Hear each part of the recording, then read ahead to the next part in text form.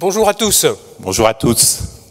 Nous nous présentons devant vous aujourd'hui costumés, après nous être posé la question: est-ce l'agriculture que l'État veut pour demain?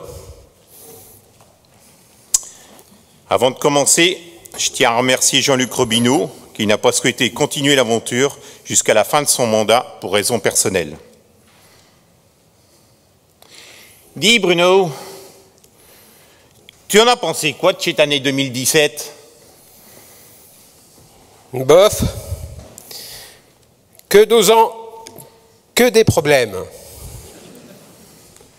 Ah oui, ça, on en a eu des problèmes de toutes sortes. On peut même dire que l'on se les traîne depuis 2015 pour la plupart. Regarde, les MAEC. Moi, je les ai rebaptisés misère agricole en continu. Et je peux continuer encore longtemps, car la PAC, partie agricole compliquée, est un cercle vicieux sans fin. On prend dans une caisse pour en remettre dans une autre, et encore une autre, et à la fin, on n'y comprend plus rien, et tout le monde est perdant. Ben oui, on est pareil pour le bio. On a été plafonné, nous aussi, et bien sûr, on nous a prévenu après. C'est fatigant, c'est épuisant. Nous sommes chefs d'entreprise et nous avons besoin de lisibilité pour gérer économiquement nos exploitations. Ne m'en parle pas. Ils ont réussi à nous expliquer en 2015 qu'il fallait absolument avoir 80% des prairies engagées pour prétendre à une MAE. Eh bien, tu me croiras si tu veux, mais en 2018, le climat a dû changer. On n'est plus qu'à 60%. Attention, ne t'emballe pas, nous sommes aussi plafonnés, comme vous. Et là, ce sont les joies du second pilier. Et pourtant, on a d'autres travail à tous les niveaux. Et pour continuer ce travail, il faut que tout le monde paye sa cotisation en totalité. Car il est inadmissible que certains critiquent et profitent d'un service, animation et juridique de proximité. Oh, tu crois que ça existe? Je te rappelle que nous avons toujours milité pour un syndicalisme responsable. Eh oui, c'est vrai. C'est le but de mon engagement depuis déjà 1 an. Mon pauvre vieux, tu as déjà pris des cheveux blancs.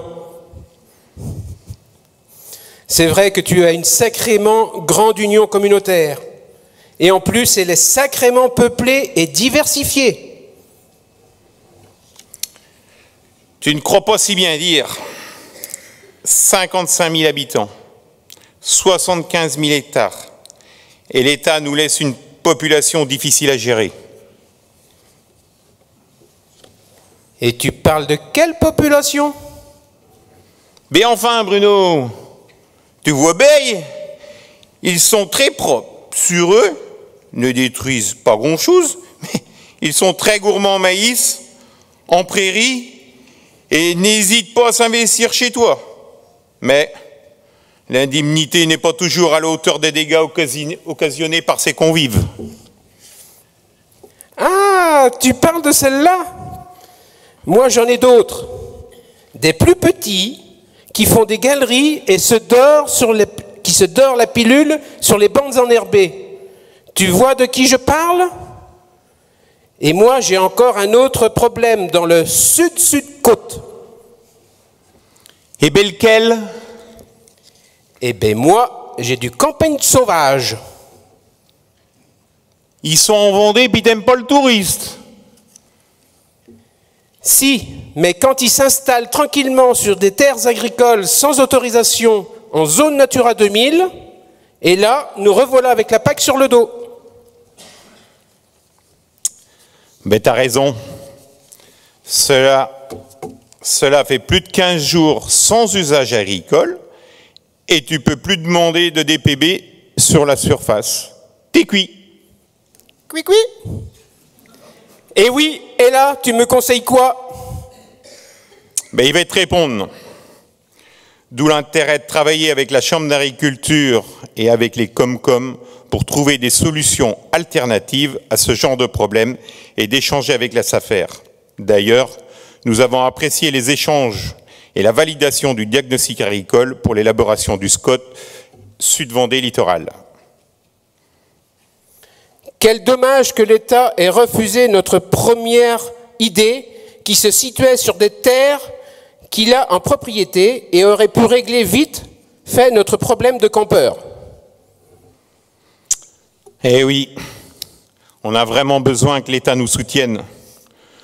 Nous ne sommes peut-être pas aussi nombreux qu'autrefois, mais nous avons vocation à entretenir le territoire et il ne faudrait pas oublier que nous produisons avec un niveau de qualité envié dans le monde entier. Il faut maintenant des actes et du concret. Les EGA ne suffiront pas à remonter le moral des troupes. Nous avons besoin de croire en nos productions et nous voulons vivre de notre travail. L'État doit nous soutenir et prendre conscience du mal-être paysan. Tu causes, je cause, mais est-ce qu'il y a des points positifs tout de même? Oh ben oui, il pleut comme vache qui pisse. Non, il neige. Et on va avoir un budget satisfaisant pour le territoire à gérer l'excédent des baigneurs du Marais. Quelle satisfaction tout de même de voir tout le travail effectué depuis maintenant 1 an, avec toute la difficulté de réunir un si grand territoire. Je reprendrai bien les mots de Brigitte Ibert empruntés par Henry Ford. Se réunir est un début, rester ensemble est un progrès, et travailler ensemble est la réussite. Oui, c'est une bonne devise. On va même pouvoir la mettre en application très vite avec le Tour de France qui va passer chez nous. Eh bien oui, exactement. C'est un merveilleux outil de communication pour l'agriculture et le territoire. Nous devons vraiment nous investir car c'est une occasion unique de faire parler de nous en bien. Et je sais aussi que nous pouvons compter sur le conseil départemental pour soutenir notre action. Voilà un beau projet pour nous redonner le moral. Tu sais, Vincent, ce qu'il faut retenir au final, et c'est valable pour tous les projets et pour tout le monde, si je suis respectueux, je serai respecté.